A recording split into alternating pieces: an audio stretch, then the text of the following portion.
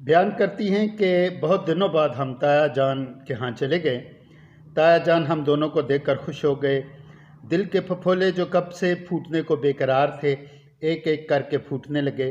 کبھی ہماری اماں کی طرف والا پھوٹتا، کبھی پھپھو کی طرف والا پھوٹتا۔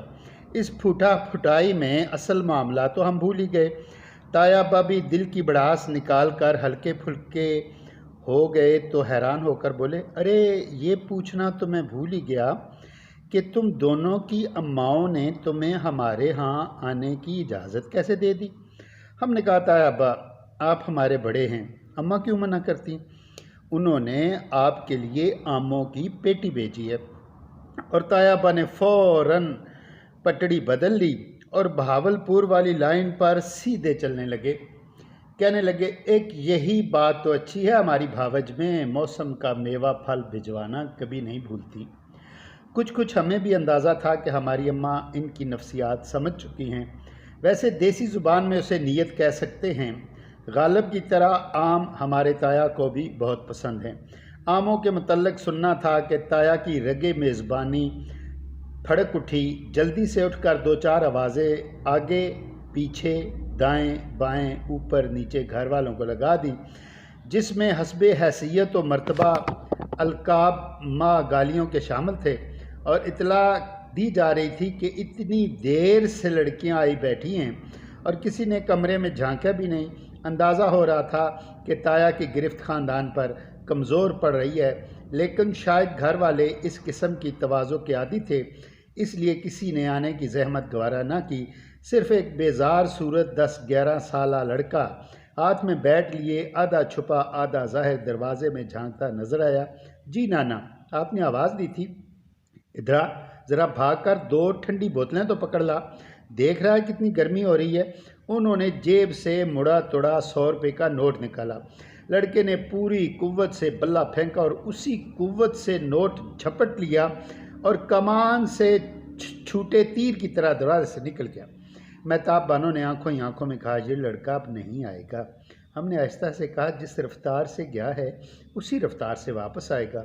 واقعی ہوا بھی یہی۔ لڑکا پھولی سانسوں کے ساتھ اندر آیا اور 2 کھلی ہوئی بوتلیں ہمارے سامنے میز پر پٹکتے ہوئے کہا، نانا ابا، دکاندار نے چھٹے پیسے واپس نہیں کیے، کہہ رہا تھا میں نے ادھاری میں کاٹ لیے، بہت دنوں بعد تو تمہارے گھر سے 100 کا نوٹ آیا ہے۔ یہ اقتباس میں نے پڑھا ہے ہماری فکشن ہاؤس کے تحت چھپنے والی نئی کتاب، جو کہ مزاحیہ مضامین پر مشتمل ہے۔ اس وقت آپ میرے ہاتھ میں دیکھ رہے ہیں، اور اس کتاب کا نام ہے ابا نامہ، اور اس کی مصنفہ ہیں نشاط یاسمین خان صاحبہ۔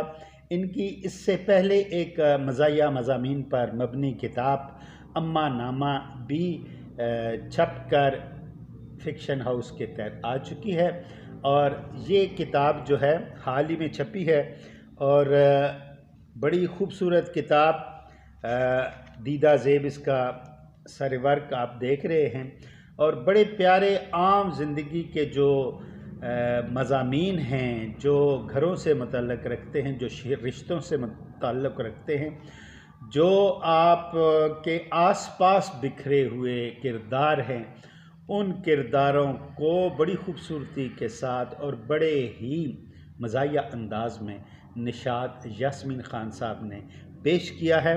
اور یہ کتاب ہے جی، اس کی قیمت ہے صرف 700 روپے، اور اس کا سر ورک بنایا ہے ہمارے پیارے بھائی، بہت اچھے کارٹونسٹ ہیں، بڑے اچھے فنکار ہیں، بہت اچھے رائٹر ہیں جناب مظہر شہزاد صاحب نے۔ اور اس کی، جیسے کہ میں اس سے قبل بتا چکا ہوں، اس کی اشاعت کی ہے فکشن ہاؤس، اور یہ فکشن ہاؤس کے تمام آؤٹ لیٹس جو کہ لاہور، گجر خان، کراچی، حیدرآباد میں موجود ہیں، وہاں یہ کتاب جو ہے ان تمام آؤٹ لیٹس پہ موجود ہے۔ وہ لوگ جو اردو ادب سے دلچسپی رکھتے ہیں اور خصوصاً مزاح کے ساتھ، ان کے لیے بہت اچھی کتاب ابا نامہ۔